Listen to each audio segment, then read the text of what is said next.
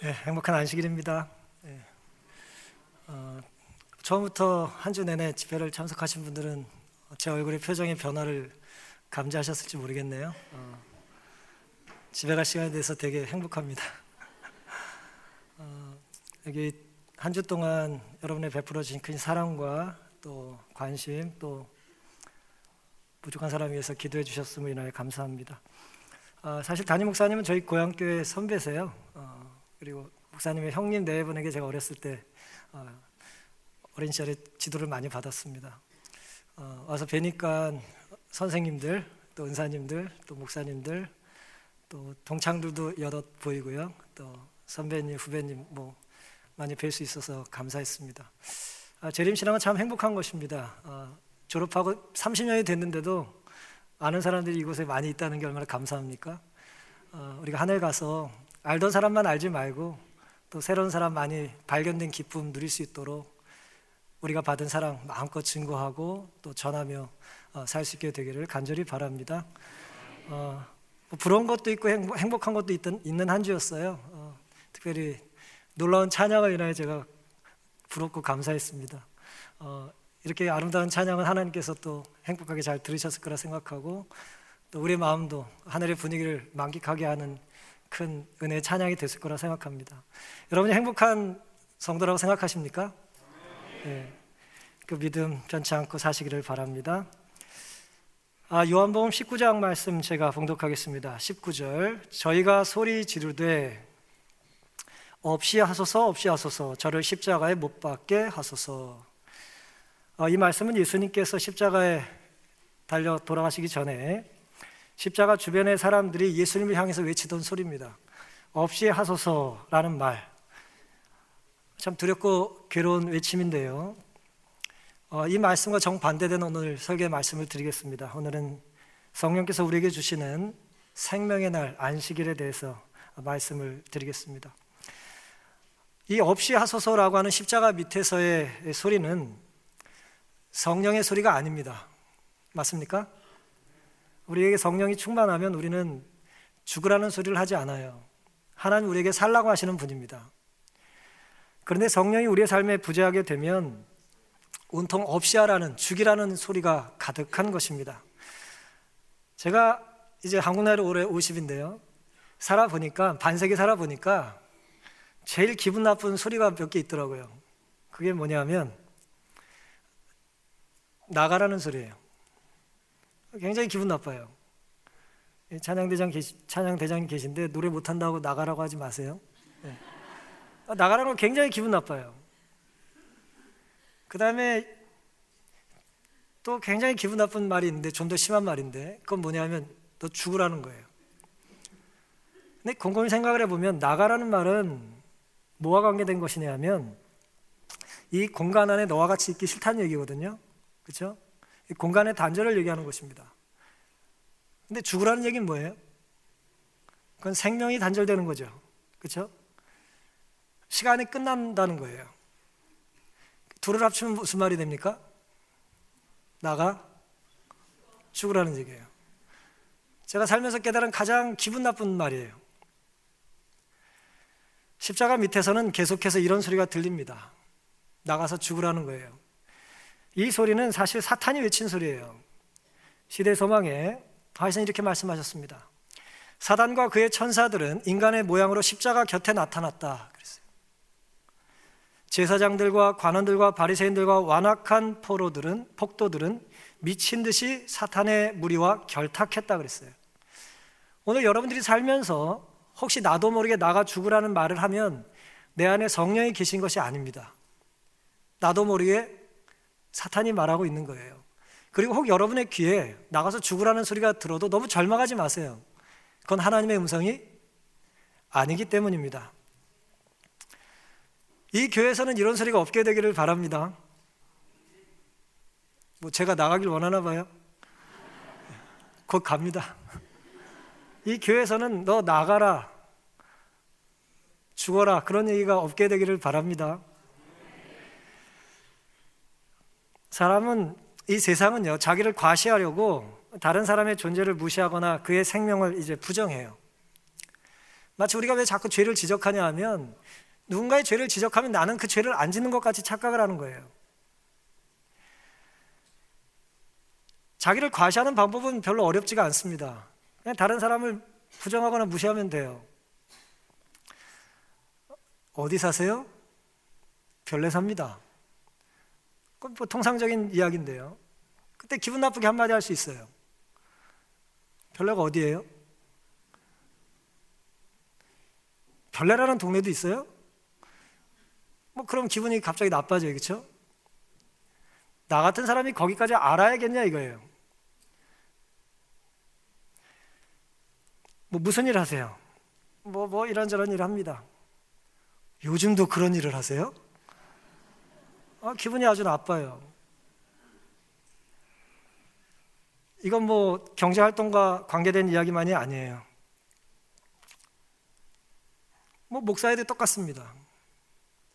어디서 목회하세요? 어디 있습니다. 그 다음 얘기 안 해요. 그런 유혹이 있는 거예요. 사는 동네로, 졸업한 학교로, 또 연봉으로, 또 외모로 사람을 판단하는 것은 하나님의 뜻이 아니에요. 우리는 왜 그럼에도 불구하고 이런 식으로 남의 존재를 유린하거나 그런 남의 삶을 부정하면서도 죄의식을 잘 느끼지 못하는가? 이 마지막 세대의 특징이에요. 죄의 특징이기도 합니다. 물질 만능주의에 살다 보니까 인격체를 대하면서도 물건처럼 대하는 거예요. 물건엔 가치가 있죠. 가격이 있죠. 그렇죠? 좋은 물건은 비싸요, 싸요? 대답을 잘 하셔야 제가 오늘 설교를 빨리 끝냅니다. 좋은 물건은 비싸요, 싸요? 일반적으로 비싸요. 그래서 가치와 가격을 보통 등가로 보는 거예요, 사람들이. 이 자본주의에선 그래요. 그래서 비싸면 좋다고 생각을 하는 거예요. 뭐 일반적으로는 그렇죠. 물건일 경우에 그런 거예요. 그러다 보니까 값비싼 것을 소유한 사람의 삶의 가치 혹은 그 사람의 존재 가치를 우리는 높여요. 비싼 옷을 입고 다니는 사람한테는 자꾸 친절해지고 싶어요. 네? 좋은 차한테는 양보해줘야 될 것 같아요. 그게 오늘 우리가 착각하고 사는 거예요. 옷의 주인인 사람을, 차를 운전하는 저 사람을 우리가 중요하게 생각하지 않고 물건처럼 자꾸 대하는 것입니다. 뭐 어린 왕자에 나타난 비슷한 이야기인데요. 어른들은 숫자를 좋아해요. 숫자를 좋아합니다. 어른들이 아이에게 새 친구를 만났다고 사귀게 됐다고 하는 이야기를 들으면 본질적인 질문을 하는 법이 없다는 거예요. 아이들이 얘기를 듣고 어른들은 이렇게 묻습니다. 네가 사귄다는 그의 목소리는 어떠냐? 그 애는 어떤 놀이를 좋아하냐? 그 애는 나비를 수집하냐? 라는 질문을 해야 안 해요. 그렇게 하는 정신 나간 부모는 없어요. 이렇게 묻습니다. 몇 살이냐? 걔는 형제가 몇이냐? 또 몸무게는 얼마나 되냐? 그 아버지 수입은 얼마냐? 그런 걸 묻는다는 거예요.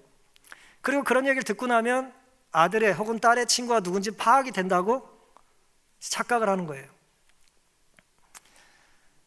속속들이 파악했다고 이제 스스로 착각을 하는 것입니다. 만일 어른들에게 장밋빛 벽돌로 지은 예쁜 집을 봤어요. 창에는 제라늄 꽃이 있고 지붕에는 비둘기도 있어요 라고 말하면 그게 어떤 집인지 상상을 해요, 못해요? 상상을 못한다는 거예요. 대신 이렇게 말하면 금방 아는 것입니다. 그 집값이 10만 프랑짜리래요. 뭐 별내 60평입니다. 뭐 그러면 금방 알아듣는 거예요. 이야, 좋은 집에 사는구나. 그렇게 이제 이야기를 한다는 것입니다. 인간에 대한 본질적인 상상력은 다 사라졌어요. 그 사람의 고민이 뭔지, 그 사람의 지금까지의 삶의 가치관은 어떤 것이었는지, 그 사람은 어떻게 살다가 이곳에 와서 우리와 함께 예배를 드리는지, 하늘까지 가는 길에 있어서 내 옆에 있는 이 하늘 가는 이 재림 성도로서의 동행자가 과거에 어떤 이야기를 가지고 왔는지에 대한 관심이 부족해요. 무슨 가구를 가지고 사는지, 몇 동의 어떤 아파트에 집을 사왔는지, 그런 거로 더 관심을 갖는 것입니다. 이야기를 나누지만 깊은 대화가 없어요. 숫자만 주고받다 가는 것입니다. 시간이 지나가면 숫자만 남아요. 그냥 학교 다닐 때 몇 등이었는데.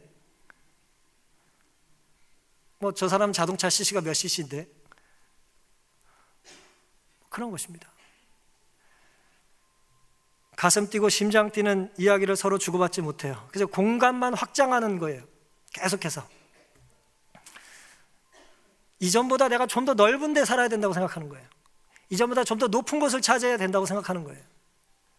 그게 죄송하지만 다 사단이 우리에게 들려주는 죽으라는 소리예요. 너 지난번보다 더 못했으면 나가 죽으라는 거예요. 이 말은 작은 것은 사라져도 된다는 생각이에요. 죽어도 좋다는 것입니다. 이건 사탄의 상상이고 주장인 것입니다. 학교 다닐 때 아이들 중에는 학교를 굉장히 싫어하는 아이들이 많죠. 어떤 애들이 학교를 싫어합니까? 남 얘기하지 말고 본인 생각하세요. 공부 못하는 애들 학교 가기 싫어하죠. 뭘 고민을 해요. 제가 이렇게 말하면 제가 공부를 잘한 것 같아요. 그게 문제라는 거죠. 학생은 공부를 못하면 학교를 가기 싫어해요. 왜냐하면 학교에서는 성적으로 판단하는 경우가 많기 때문에 그렇습니다. 축구장에서는 누가 축구를 하길 좋아하고 누가 인정을 받을까요? 공 잘 차면 인정받는 거예요. 직장에서는 어떻습니까? 혹은 여러분의 가정에서는 어때요? 이 교회는 어떻습니까? 누가 인정을 받아요? 우리의 인정이 하나님의 평가와도 일치할지를 우린 고민해 봐야 되는 것입니다. 이 목회자의 숙명이자 특권은 설교를 하는 것입니다. 만약 여러분들이 저보고 설교 그렇게 하려면 나가라, 나가 죽어라, 하나님의 은혜로 제가 죽지는 않아요. 여러분 요즘 영상 매체가 많이 발달돼 가지고 설교를 정말 온 세상의 설교를 다 접하시죠? 제가 간곡히 드리는 말씀인데 어떻게 들으시든 예배자로 들으시기를 바랍니다. 말씀을 듣고 평가하지 마세요. 말씀은 하나님께서 평가로 주신 게 아니에요. 제품 평가하듯이 평가하지 마세요. 물론 여러분이 듣기에 좀 다른 이야기가 있을 수 있어요. 하지만 이전에 생각했던 것과 다른 얘기를 들으시면 저런 생각도 있겠구나 생각하셔야지, 무슨 연예인 인기 투표하듯이 좋으니 싫으니 그런 거 자꾸 누르지 마세요. 그건 성도의 태도도 아니고 예배자의 자세도 아닙니다. 영상 매체를 우리가 이 물질물명을 잘 활용하지 않으면 경쟁하다 죽습니다. 예배드리러 와서 하나님 만나지 못하고 찬양하러 와서 하나님 음성을 듣지도 못하고 옆 사람의 화음만 평가하다 가는 거예요. 그런 일이 우리에게 없게 되기를 바랍니다. 사라져도 되는 사람은 없어요. 우리의 계획과 다른 생명이 태어날 수는 있습니다. 마치 널 날려고 한 건 아니야, 그럴 수 있습니다만은 하나님이 허락하지 않은 생명은 아무도 없어요. 그러니 여러분이 이곳에 오셔서 예배 드리고 사는 이 특권을 사탄의 말을 듣고 스트레스 받지도 마시고 절망하지도 마시고 여러분의 입을 열어 그런 말도 절대 하지 않게 되시기를 바랍니다. 요한일서 3장 15절에 그 형제를 미워하는 자마다 살인하는 자니 그랬어요. 미워하면 살인한다 그랬어요. 살인은 적극적인 거지만 미워하는 마음이 있으면 저 사람이 있었으면 좋겠어요? 없었으면 좋겠어요? 있었으면 좋겠어요? 없었으면 좋겠어요? 옆 사람이 자꾸 틀리면 옆 사람 있었으면 좋겠어요? 없었으면 좋겠어요? 좀 떨어져 있으면 좋겠잖아요. 자꾸 틀리고 내가 떨어뜨린 것도 아닌데 옆에 있어가지고 신경 쓰게 만들고 말이에요. 미워하면 그 사람이 없었으면 좋겠어요. 그걸 예수님은 뭐라 그랬냐면 살인이라고 그랬어요. 살인은 내가 그 사람을 죽여서가 아니라 영원한 생명을 함께 공유할 수 없고 천국을 소유할 수 없게 느끼는 감정이 살인이에요. 영생이 그 속에 거하지 않는다 그러셨어요. 왜 그러셨을까요? 여러분, 우주는 끝없이 넓습니다. 맞습니까? 저는 상상 못할 만큼 넓을 거예요. 그리고 그 넓은 우주를 살려니 영원이라는 시간이 필요하겠죠? 근데 미워하면요, 그 우주가 좁아요. 언젠가 만날 거 아니야. 언젠가 만날 거 아니에요. 우주도 미워하는 마음을 품을 수가 없어요. 그러니 미워하는 마음을 가지시면 안 됩니다. 근데 그게 우리 노력으로 되지 않기 때문에 누가 도와주셔야 합니까? 성령께서 내 안에 거하시고 주님께서 내 삶의 주인이 되셔야 내가 허튼 소리 하지 않고 나가 죽으란 소리 하지 않고 같이 살자고 하는 말을 하는 것입니다. 다른이 미워해도 되고 부족하니 멀리해도 되는 게 아니에요. 부족하면 채워줘야 되는 것입니다. 다르면 하나님께서 우리를 다양하게 만드신 걸 감사하셔야 돼요. 여러분 1년 365일 저 같은 사람 맨날 똑같은 사람이 수십 년째 만나 설교하면 얼마나 힘들겠어요. 근데 맨 다른 사람이 앞에 서가지고 시간 쓰지 않습니까? 그렇죠? 다른 것은 하나님의 창조의 능력입니다. 온 우주에 나는 한 명밖에 없어요. 맞습니까? 오늘 내가 하나님의 말씀에 순종하고 구원을 받으면 우주에 그런 사람은 하나밖에 없는 거예요. 근데 내가 오늘 하나님 말씀에 순종하지 못하고 절망하고 좌절하고 죽어버리면 우주의 다른 어떤 것으로도 채우질 않으세요. 하나님께서. 우린 물건이 아니기 때문에 더 좋은 것이 없어요. 오늘 우리가 하나님을 모시고 우리 아름다운 품성을 개발하기 위해서 노력하는 것이야말로 우리가 하나님께 돌려드릴 수 있는 가장 아름다운 삶입니다. 그러니 하나님께서 우리에게 숨을 넣어주시길 원하는 거예요. 언제요? 안식일에. 죽을 것 같은 세상, 질주하며 사는 세상, 남보다 뒤처지면 정말 사라져야 될 것 같은 이 경쟁 사회에서 하나님은 우리에게 멈추라고 하시는 날이 언제예요? 안식일입니다. 안식일을 하나님께서 우리에게 주셨어요. 숨을 넣어주시는 날입니다. 서울 공기가 근자에 많이 탁해졌죠? 맑은 숨 쉬고 싶은 거예요. 하나님은 태초에 천지를 창조하시고 있으라 말씀하셨어요. 있으라는 말이 뭐예요? 살라는 거죠. 그렇죠? 존재하라는 거예요. 하나님의 신이 수면에 성령께서 운행하시며 창조 사역에 동참하셨어요. 창세기 1장 2절 3절의 말씀입니다. 그리고 2장 7절에는 사람의 코에 생기, 성령의 기운을 불어 넣어주셔서 우리를 생명이 되게 하셨어요. 지금 여러분이 말씀을 듣고 예배 드리고 앉아있는 것은 아직 우리 안에 뭐가 있기 때문이에요? 하나님께서 이 기운, 생명, 생기를 앗아가지 않으셨기 때문이에요. 모든 세계를 존재하도록 불러내신 창조력은 바로 하나님의 말씀이었다 그랬어요. 그래서 말씀에는 생명력이 있어야 돼요. 그리고 생명력이 있습니다. 이 말씀이 우리에게 능력을 주고 생명을 낳게 한다 그랬어요. 우리가 누군가를 살릴 때 하는 말은 우리 말이 아니에요. 하나님이 우리에게 주신 영감적인 말이 전달되는 것입니다. 성경을 성령께서 기술하게 하신 것처럼 오늘 우리가 누군가에게 한마디 말을 하고 하나의 표정을 짓고 누군가를 살린다면 그 순간 나에게 성령께서 임하신 거예요. 근데 내 안에 자꾸 인상이 찌그러지고 자꾸 뭔가 판단하려고 하고 비판하는 생각은 성령이 하시는 일이 아니에요. 똑똑한 사람일지 모르지만 성령이 지배하는 사람은 아닙니다. 우리를 살리는 건 세상의 지혜와 지식이 아니에요. 지혜와 지식의 근원 되신 하나님을 만나 성령에 사로잡혀야 살 수 있는 것입니다. 하나님이 하시는 모든 명령은 하나님의 약속이다. 참 좋은 말씀이죠? 하여튼 여러 번 이 말씀을 하셨어요. 하나님의 명령은 뭐라고요? 약속이에요. 살라, 명령이죠? 그렇죠? 근데 이 말씀 안에는 뭐가 들어있어요?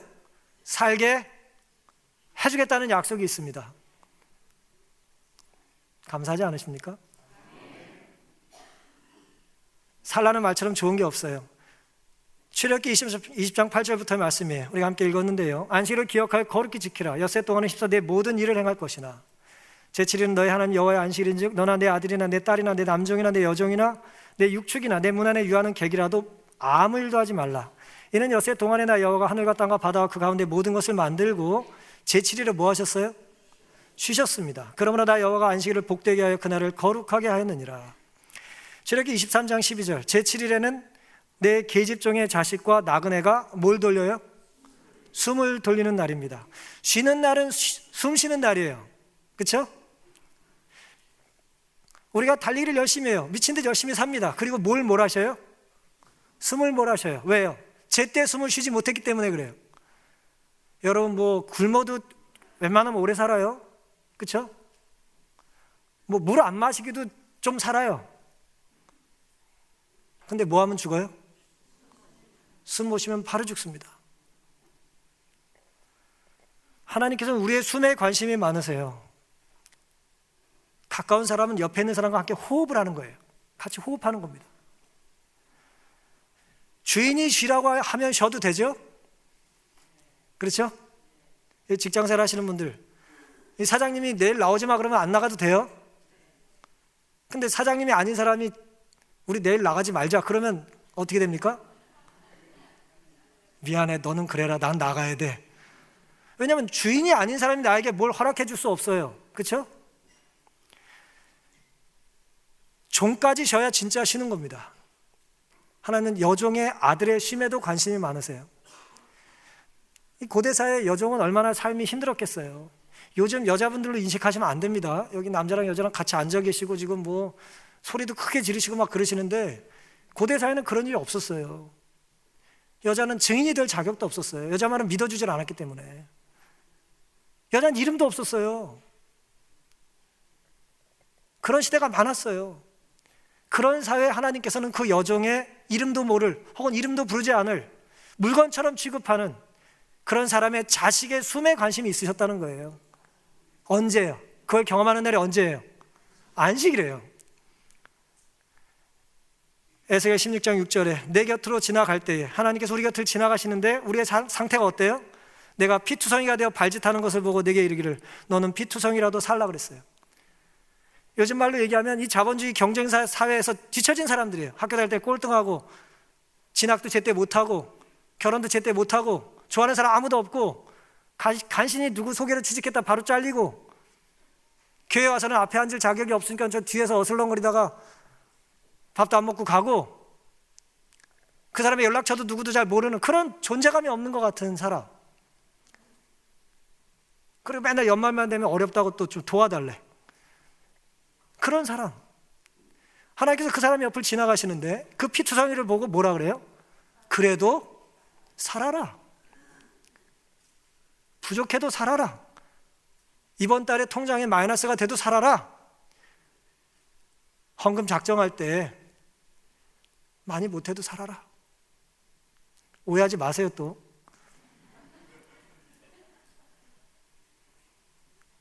하나님께서 살라고 그러세요.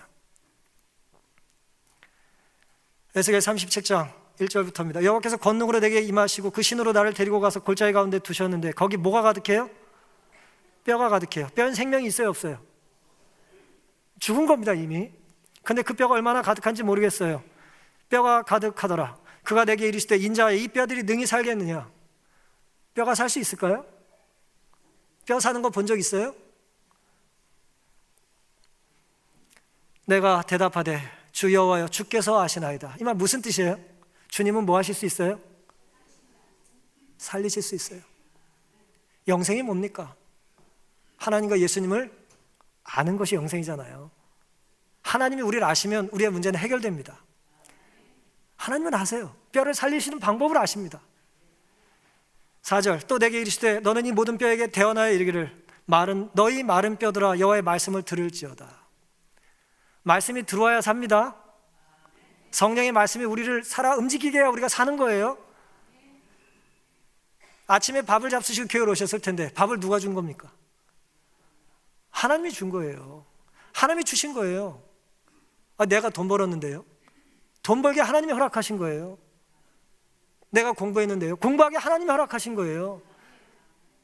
난 남보다 더 열심히 살았는데요? 더 열심히 살도록 하나님이 은혜를 주신 거예요. 우리의 자랑은 우리를 구원하지 못합니다. 사람이 살다 보면 두 가지 우리에 빠지기 쉬워요. 하나는 나보다 못한 사람 사이에 살면서 우월감에 빠지는 거예요. 아무리 봐도 내가 제일 잘났어. 아무리 봐도 내가 1등이야. 근데 그 사람 말이에요. 정말 잘난 사람들이 있는데 갖다 놓으면 어때요? 아무리 봐도 내가 제일 못난 것 같아. 사람은 우월감의 열등감 속에 왔다 갔다 하고 살아요. 우리 안에 누가 계시지 않아서 그래요? 성령께서 좌정하시지 않기 때문에 불안한 거예요. 나보다 좀 부족한 사람이 많이 보이면 내가 섬기고 살면 되고, 나보다 잘난 사람이 많으면 내가 좀 배우고 도움 받으면 어때요? 하나님 베푸신 은혜 아닙니까? 5절 주 여호와께서 이 뼈들에게 말씀하시기를 내가 생기로 너희에게 들어가게 하리니 너희가 살리라. 생기가 누굽니까? 성령이에요. 성령의 담비를 우리에게 넣어주시기를 원하는 거예요. 내가 들어갈 테니 뭐 하라는 거예요? 나를 허락하라는 거예요. 하나님은 신사입니다. 강제로 우리의 입을 억지로 열어서 노래를 부르게 하지 않아요. 난 노래 부를 마음도 없는데 내 입을 열고 성대를 울리게 해가지고 막 올라가게 하지 않아요. 억지로 예배 드릴 수 없습니다. 억지로 우리의 지갑을 열지 않아요. 하나님은. 하나님이 원하는 건 우리의 음성이 아니고 우리의 돈이 아니에요. 우리의 마음이에요. 우리의 신앙이에요. 우리의 의지예요. 우리의 생명을 원하시는 거예요. 그건 누구만 드릴 수 있습니까? 나만 드릴 수 있어요. 내가 드리지 않으면 오무지 아무도 그걸 대신할 수 없어요. 하나님 우리에게 자유를 주셨어요. 우리는 자유를 두 가지로 활용할 수 있습니다. 첫째는 하나님이 우리를 사랑하시는 사랑을 뭐 할 수 있어요? 받을 때 사용할 수 있어요. 태어나 보니 사랑을 계속 받고 살았어요. 어쨌든 우리는 받을 때 사용할 수 있어요. 하나님의 사랑을 받는데 여러분의 자유를 잘 활용하시기 바랍니다. 하지만 이 자유를 또 어떻게 활용해야 될까요? 하나님의 사랑을 고백하고 증거하는 데도 우리는 자유를 사용해야 합니다. 사랑받을 자유만 주장하시지 말고 사랑할 자유를 실천하며 사시기를 바랍니다. 뼈만 남은 우리에게 하나님은 살라고 말씀하세요. 요한복음 20장 22절 이 말씀을 하시고 저희를 향하여 숨을 내쉬며 가라사대 쫓아하세요. 성령을 받으라. 제 말씀이 아니니까 쫓아하셔도 괜찮아요. 주님께서 우리에게 뭘 주세요? 성령을 주길 원하세요. 물론 오순절 사건으로 이루어졌지만 왜 성령이 오순절만 임합니까? 오늘 우리에게도 성령이 임한 거예요. 한 주간 여러분이 어떻게 사시는지 저는 전혀 모르지만 여러분이 여기까지 살게 하시는데 하나님은 한 주 동안의 숨을 불어 넣어 주신 거예요. 그 숨으로 인하여 오늘 우리가 사는 것입니다. 그러니 불어 넣어 주시는 성령의 숨을 거절하지 마시기를 바랍니다. 이것이 세상에서 제일 좋은 소리예요. 제일 나쁜 소리는 나가서 죽으라는 소리고 제일 좋은 소리는 뭐예요? 너 들어와 살라는 거예요. 내가 너도 불렀다는 거예요. 네 자리도 여기에 있다는 거예요. 여러분 제가 목회를 보면 누가 뭐 자기가 돈 주고 산 것도 아닌데 꼭 앉은 자리에 앉는 분들 있죠? 그건 나쁜 거 아니에요. 뭐 가급적 앞자리에 앉으시면 좋겠죠. 가면 내 자리에 있는 거예요, 없는 거예요? 있다는 확신이 있는 거죠. 그렇다고 남이 또 그 자리에 앉았다고 미워하지 마세요. 성전 안에 어디든 계시면 됩니다. 제일 좋은 소리는 들어와 살아라는 거예요. 그런 소리를 이 교회가 많이 하게 되시기를 바랍니다. 온 우주의 주인께서 말씀하시는 거예요. 공간의 주인은 그 공간을 뭐 할 수 있어요? 다스릴 수 있습니다. 하나님은 성전의 주인이시죠? 그러니 들어와 살라고 말씀하실 수 있나요? 하나님은 생명의 주관자시죠? 창조하시고 구속하시며 죽음과 삶을 주관하실 수 있잖아요. 그분께서 오늘 우리에게 살라고 하시면 우리는 살 수 있을까요? 살 수 있는 거예요. 생명의 주관자는 생명을 명할 수 있어요. 생명, 무슨 말씀입니까? 살라는 명령이에요. 여기 뭐 천명 좋아하던데요. 생명, 정말 좋은 말이에요. 하나님 우리에게 생명, 살라고 명령하세요. 감사하며 사시기를 바랍니다. 공간은 우리를 좀 구별해요. 차별합니다. 나는 거기 가면 안 될 것 같아. 그런데 있어요, 없어요? 있어요. 그런 걸 별로 못 느끼는 사람은 아주 잘난 사람이고 그냥 저 같은 사람은 거기 가면 안 될 것 같은 데가 많아요. 예? 거기 가면 주차하면 안 될 것 같고 그 층에는 아예 눈을 돌리면 안 될 것 같고 그런 데가 있죠. 공간은 우리를 좀 차별하는 경향이 있어요. 하지만 시간은 우리를 차별하지 않습니다. 하나님은 차별적인 공간으로부터 안식을 통해서 우리를 다 초청하세요. 그러니 교회 와서 차별하시면 안 됩니다. 교회 온 사람 차별하지 마시고 또 옆 사람 아멘 안 한다고 뭐라고 하지 마시고 아멘 크게 한다고 뭐라고 하지도 마시고 그냥 그렇게 살게 놔두세요. 에스겔 20장 20절에는 안식일을 하나님께서 창조하신 하나님께서 구속하신 하나님께서 우리와 하나님 사이에 인이라고 하셨어요. 인. 요즘 젊은 사람들 인을 쓰진 않지만 옛날 어른들은 도장을 많이 찍으셨잖아요. 그렇죠? 표징, 사인, 도장을 찍는 거예요. 인감을 찍는 것입니다. 하나님이 오늘 우리의 삶에 안식일을 통해서 도장을 찍어주길 원하세요. 우리가 안식일을 지키면 누구의 백성이 되는 거예요? 하나님의 백성이 된다는 표징으로 주신 거예요. 감사하지 않습니까? 그런데 놀랍게도 계시록 14장에 보면은 짐승도 뭔 흉내를 내요. 그 짐승이 하는 흉내는 뭐냐? 짐승과 그의 우상에게 경배하고, 이건 경배를 강요하는 거예요. 자발적인 예배가 아니라 막 경배하게 만들어요. 경배 안 하면 죽인다고 그러고 풀물에 던진다고 그러고 막 협박해요. 그게 무슨 예배겠어요?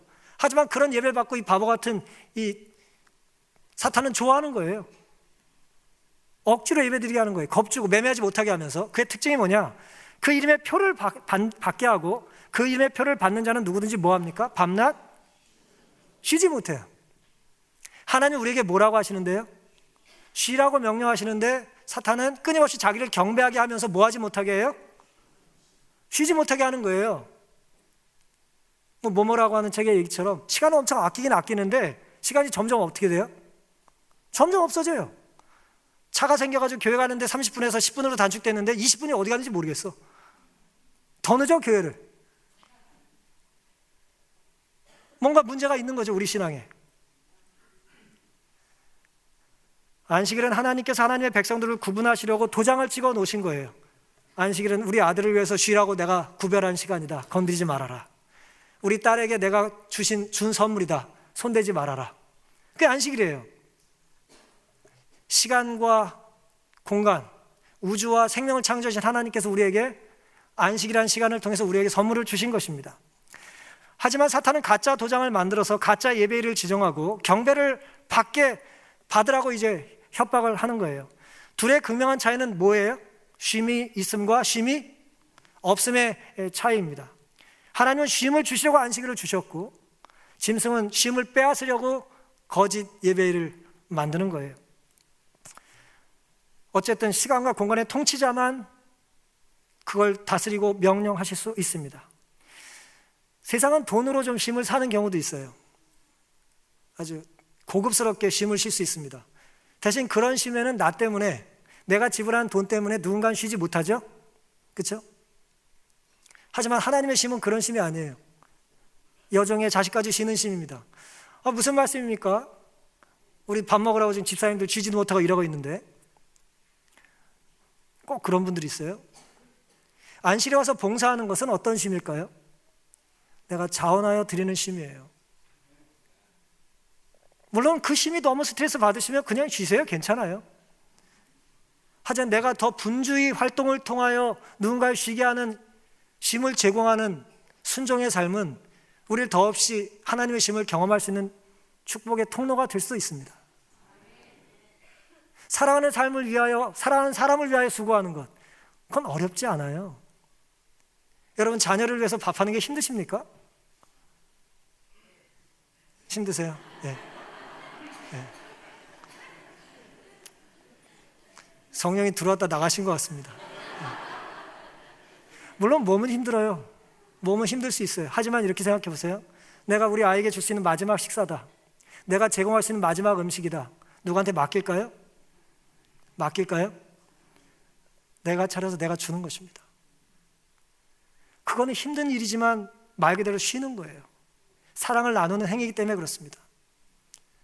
그러니 물론 자녀들이 다 컸는데도 자꾸 무슨 엄마 밥이 최고야 그러면서 부모님 힘들게 하지 마시고 정말 사랑의 쉼을 위한 봉사와 헌신이 이 교회에 있게 되기를 간절히 바랍니다. 출애굽기 3장 5절에는 우리가 어떻게 쉴 수 있는지에 대하여 모세의 모본이 이렇게 나와 있는데요. 하나님께서 가라사대 너희 선 곳은 거룩한 땅이니 네 발에서 신을 벗으라 그랬어요. 참된 쉼을 경험하기 위해서 해야 될 일이 신발을 벗는 것인데요. 랍비들은 우리의 발과 우리가 서 있는 땅 사이를 차단하고 있는 게 신발이라고 이해했어요. 모세의 이 사건을 랍비들은 그렇게 해석한 거예요. 하나님 앞에 이제 떨기나무 앞에 이제 하나님을 만나는 모세에게 신을 벗으라 그랬잖아요. 네가 선 곳은 거룩한 땅이니 신을 벗으라. 왜 그랬냐? 랍비들의 해석은 이래요. 땅에 하나님이 계신데 하나님 모세를 만드셨는데 모세와 땅을 직접 만나게 하는데 뭐가 방해가 돼요? 신발이 방해가 되는 거예요. 그래서 신발을 벗으라고 했다는 거예요. 그래서 맨발로 성스러움을 직접 디디라는 거예요. 그게 그런 뜻이라는 거예요. 안식일은 어떤 날입니까? 우리 안식일을 뭐라고 생각해요? 시간 안에 있는 성소, 지성소라고 생각하죠? 이건 뭐 여러분이 생각 안 하셔도 괜찮아요. 아브라함 조수야 헤셀이라고 하는 유명한 분이 하신 말씀이에요. 시간은, 안식일은 시간 속의 지성소인 거예요. 오늘 우리가 하나님 말씀 그대로 내일을 멈추고 그 시간 안에 들어가면 뭐가 되는 거예요? 하나님과 우리 사이를 단절하고 있던 일, 내 능력, 내 수고, 내 땀, 내 실력, 혹은 내 과거의 경력, 심지어 죄에 대한 모든 기록들까지도 뭐예요? 다 사라지고 맨몸으로 하나님을 만날 수 있게 된다는 것입니다. 하나님이 그런 안식일로 우리를 초청하시는 거예요. 와서 쉬라는 건 그런 뜻입니다. 걱정 내려놓으라는 거예요. 걱정하지 말라는 거예요. 6일 동안은 내 노력으로 사는 것 같이 착각할 수 있지만 안식일은 그런 날이 아니라는 거예요. 그래서 우리는 안식일에 하나님을 만나고 생명을 누리고 사는 것입니다. 공간의 구별은 내가 어떤 존재인지 가끔 착각하게 만들어요. 내가 이런 데도 갈 수 있다. 내가 이런 집에도 살 수 있다. 내가 이런 차도 굴린다. 내가 이런 대접을 받을 만한 멤버십 카드가 있는 사람이다. 저는 비행기만 탈 때마다 기분이 나빠요. 비행기 탈 때마다 먼저 들어가고 먼저 나오게 해요. 나랑 아무 상관없는 사람들. 자본주의가 아주 극에 달하는 어떤 계급을 보여주는 거죠. 고급 크루즈도 그러겠죠. 이리 오세요. 안내하는 사람과 그쪽은 저쪽입니다. 이렇게. 뭐 그런 거의 차이죠. 교회에 그런 일이 있으면 될까요? 안 될까요? 안 됩니다. 헌금을 제일 많이 들으시는 분이라고 가장 따뜻한 자리에 앉으시면 안 됩니다.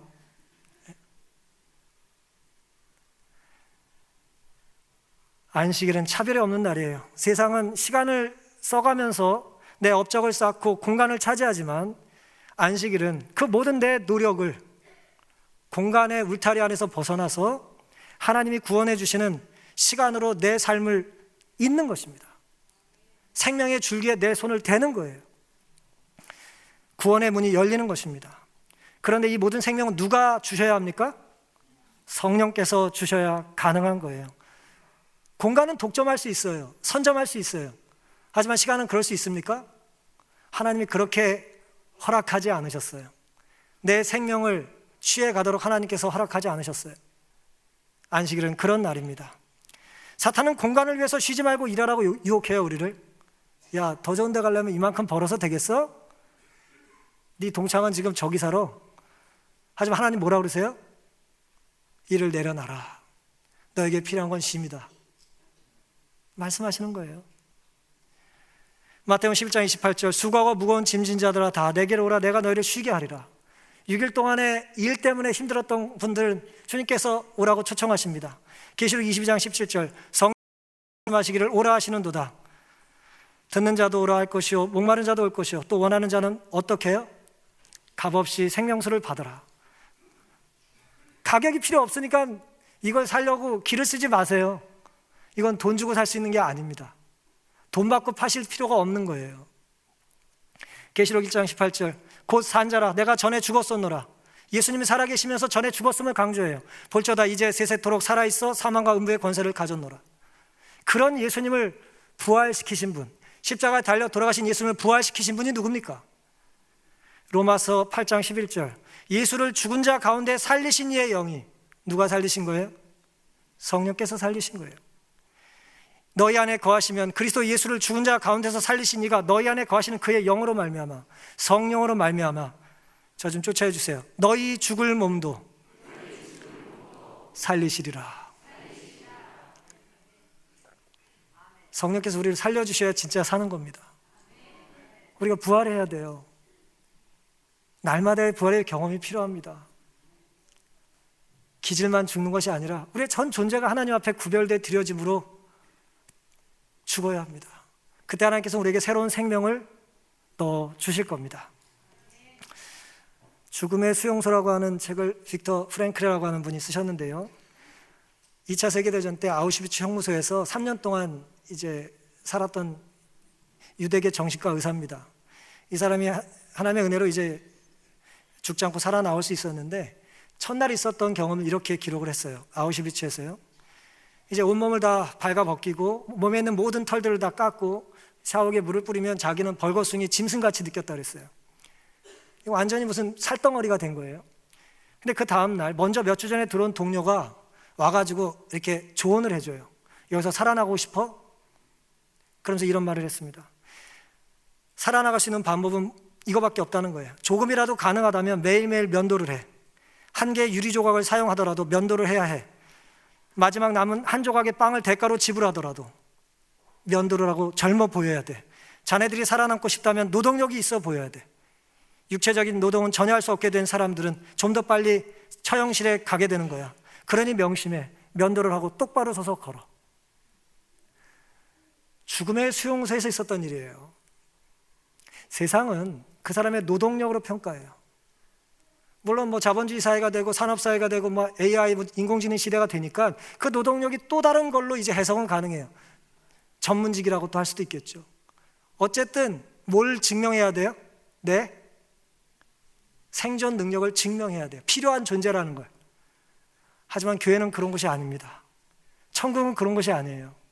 하나님은 하늘에 우리 일시키려고 데려가시는 분이 아니에요. 그러니 제발 여러분이 얼마나 대단한 사람이고 위대한 사람인지를 증명하려고 눈치 보듯 살지 마시고 하나님 불러주신 은혜에 감사해서 십자가의 사랑 감사해서 이 교회에서 함께 마음껏 하나님을 찬양하며 살게 되시기를 바랍니다. 히브리서 10장 37절 잠시 잠깐이면 오시리가 오시리니 지체하지 아니하시리라. 계시록 20장 20절 내가 진실로 속히 오리라 하시거늘 아멘. 주 예수여 오시옵소서. 재림하실 주님을 우리는 매 안식일마다 하늘의 숨을 공급받으며 충전받으며 기다려야 되지 않겠습니까? 이 아름다운 교회 별내교회 성도들께서 주님 재림하시는 그날까지 한 명도 숨 막히듯 살지 말고 나가 죽으라는 말 하지 말고 들어와 살라는 말씀 열심히 전하시며 사시다가 재림의 날 함께 만나는 재의 기쁨 모두 누리게 되기를 바라면서 오늘 말씀을 마치겠습니다.